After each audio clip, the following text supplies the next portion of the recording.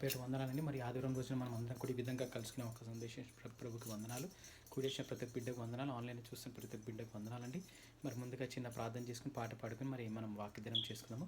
మరి దేవుడు మనతో ఈ విధంగా తలుచుకున్నారు. మరి మార్కు 3వ అధ్యాయము లాస్ట్ వచనాలు. మార్కు 3వ అధ్యాయం లాస్ట్ వచనాలు చూసుకున్నాం ఈరోజు. మనం అందరం కూడా మన ఆత్మని, మన మనసుని, మన శరీరాన్ని సిద్ధపరచుకుని ఉందాం.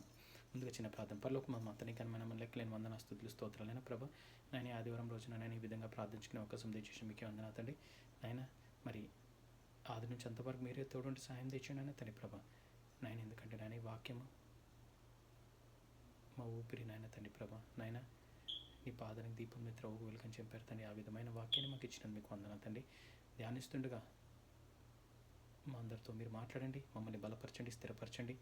మరి మీ పట్ల భయభక్తులు కలిగి జీవించే కొంచెం కోరుకుంటే చిన్ని ప్రార్థన నజరేయుడైన యేసు నామమున పెట్టుకున్నాం తండ్రి, ఆమేన్. అందరికీ తెలిసిన పాటే అండి. మరి అందరికీ తెలిసిన పాటే మనం పాట పాడి ధ్యానించుకుందాం. నా యేసు రాజా, నా ఆరాధ్య దైవమా, ఆరాధ్య దైవమా, నా స్తోత్ర గీతమా, నా స్తోత్ర గీతమా, ఆరాధ్య దైవమా, నా యేసు రాజా, రాజా, నా యేసు రాజా, రాజా, రాజా, యేసు రాజా, రాజా, రాజా, యేసు రాజా, రాజా, యేసు రాజా, రాజా, యేసు రాజా, రాజా, రాజా, యేసు రాజా.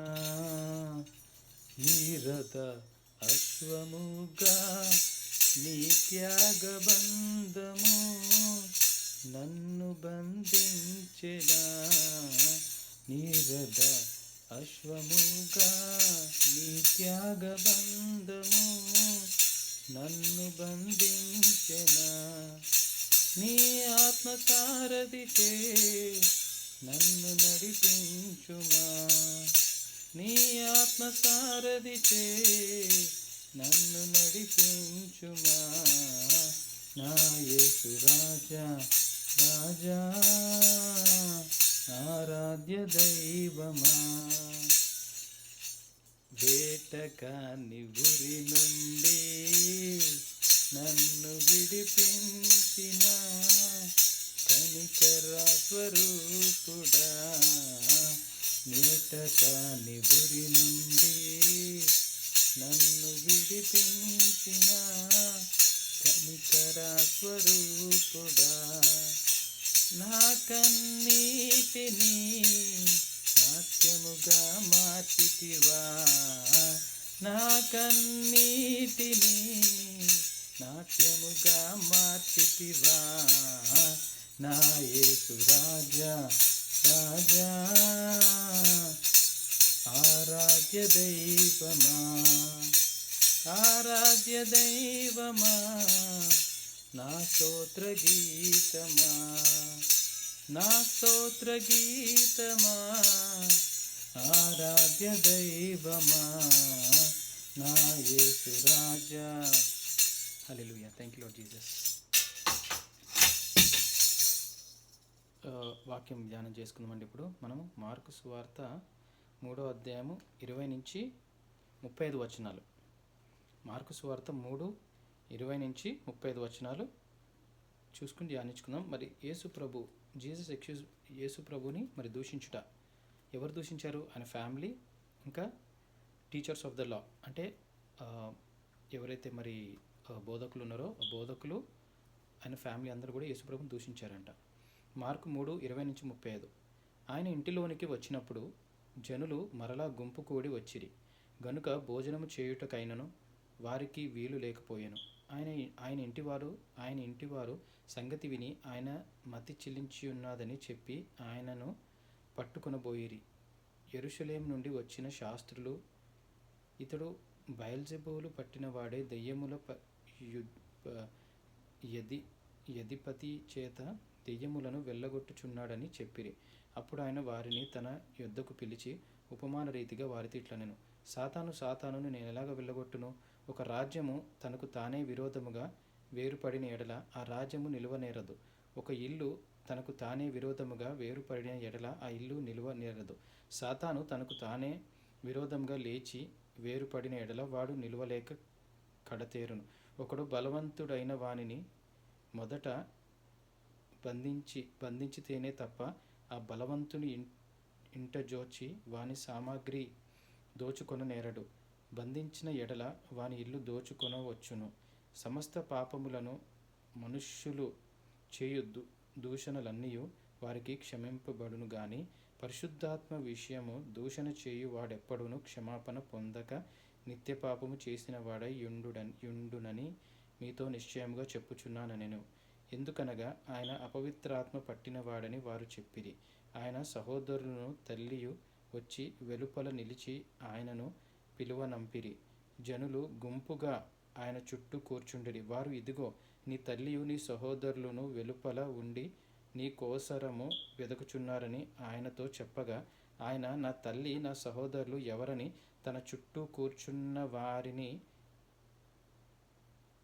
కలయచూచి, ఇదిగో నా తల్లియు నా సహోదరులను దేవుని చిత్తము చొప్పున జరిగించువాడే నా సహోదరుడు నా సహోదరియు తల్లియునని చెప్పాను. ఆమెన్.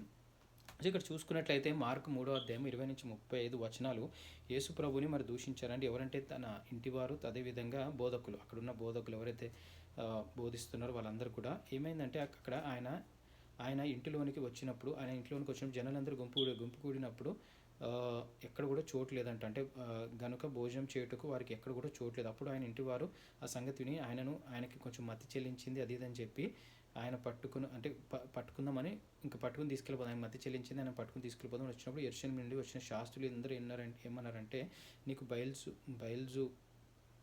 బయల్జెబూలు పట్టినవాడు, అంటే నీకు బయల్జెబూలు అనేది పట్టింది అది అని చెప్పి నువ్వు దెయ్యములను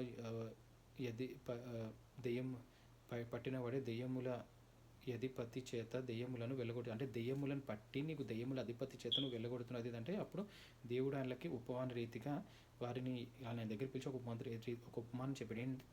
దెయ్యం పట్టినవాడు దెయ్యములను ఎలా వెళ్ళగొడతాడు? అదేవిధంగా నేను ఎలా వెళ్ళగొట్టును? ఒక రాజ్యము తనకు తానే విరోధంగా వేరుపడిన ఎడల ఆ రాజ్యం నిలువనేరదు. అంటే ఒక రాజ్యము తనకు తానే విరోధంగా అయితే ఆ రాజ్యం నిలవదు, కూలిపోద్ది.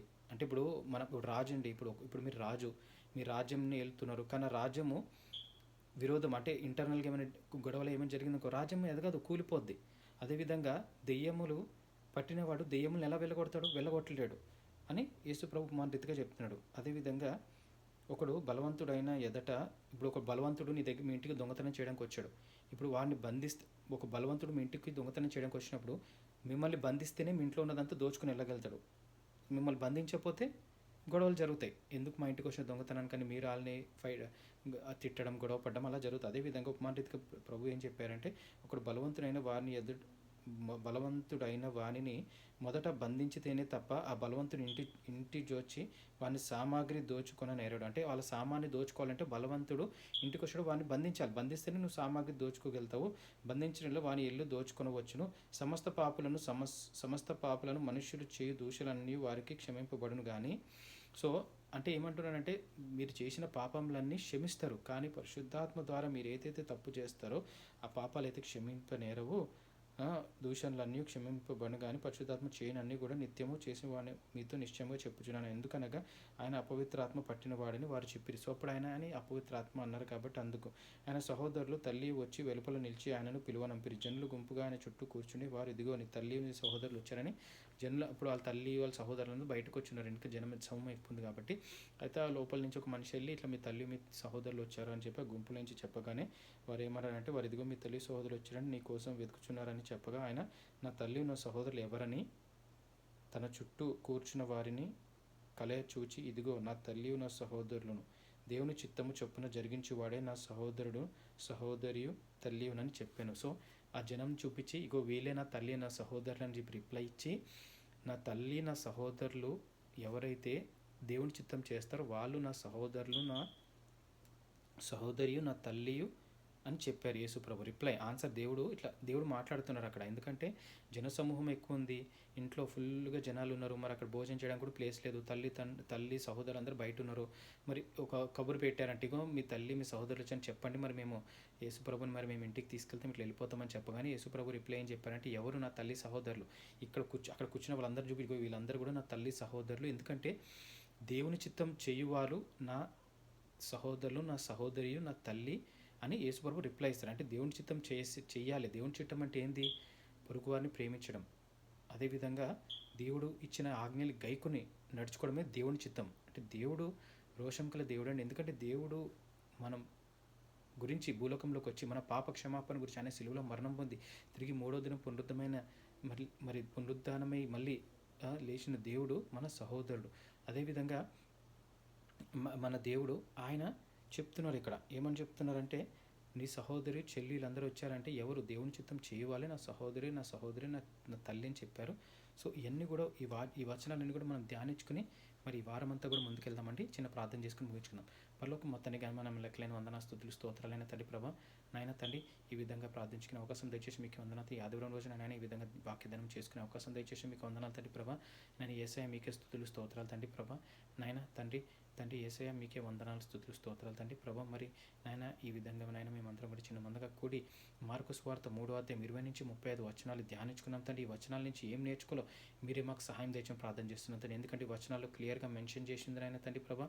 నాయన తండ్రి ప్రభా, ఎవరైతే దేవుని చిత్తం చేస్తారో వారే నా సహోదరుని చెప్పారు తండ్రి ప్రభా. నేను నిన్నువరిని పొరుగువారిని ప్రేమించండి, నేను తప్ప వేరే ఏ దేవుని కూడా మీరు ఆరాధించదు, ఏ విగ్రహాలని ఎవరిని కూడా ఆరాధించదని చెప్పారు తండ్రి. ఆ విషయానికి మీకే వందనాలు స్తుతులు స్తోత్రాలు తండ్రి. నాయన మరి ఈ విధంగా నాయన తండ్రి ప్రభా వాక్యదానం చేస్తున్న మాతో మీరు మాట్లాడేందుకు మీకు వందనాలు, మీకు స్తుతులు స్తోత్రాలు తండ్రి ప్రభా. మీకే వేలాది కోట్లాది వందనాలు తండ్రి ప్రభా. మీకే మహిమగంతా చెల్లించుకుంటున్నాం తండ్రి ప్రభా. మీకే స్తుతులు యేసయ్యా, మీకే వందనాలు తండ్రి ప్రభా. యేసు రక్తమే జయం, శిలువ రక్తమే జయం నాయన. యేసు రక్తాన్ని ఆశ్రయిస్తుండగా నాయన తండ్రి ప్రభా సాతాన్ని వెళ్ళగొడుతున్నాం, మీకు వందనాలు తండ్రి. మీకే స్తుతులు స్తోత్రాలు చెల్లించుకుంటూ నాయన మాలో ఉన్న నాయన తండ్రి చెడుతనాన్ని తీసివేసి నాయన మాలో ఉన్న మంచిని మీరు బయట తీస్తున్నది మీకు వందనాలు స్తుతులు స్తోత్రాలు తండ్రి. నాయన మనుషులుగా మేము ఎన్నో తప్పులు చేస్తున్నాం, కానీ మీరు దేవుడుగా మీరు ఎన్నోసార్లు మమ్మల్ని క్షమించారు నాయన. మీకు వందనాలు తండ్రి ప్రభా. నాయన ఇంత గొప్ప దేవుడు మేము సేవిస్తుండగా నాయన తండ్రి ప్రభా, నాయన వాక్యం ద్వారా మాతో మాట్లాడేందుకు మీకు వందనాలు స్తుతులు స్తోత్రాలు చెల్లించుకుంటూ ఆది నుంచి అంతం వరకు నాయన మీకే మహిమ గంతా చెల్లించుకుంటూ చిన్ని ప్రార్థన నజరేయుడైన యేసు నామమున నడిపెట్టుకున్నాం తండ్రి. ఆమేన్. అందరికీ shalom. Have a great day. Thank you.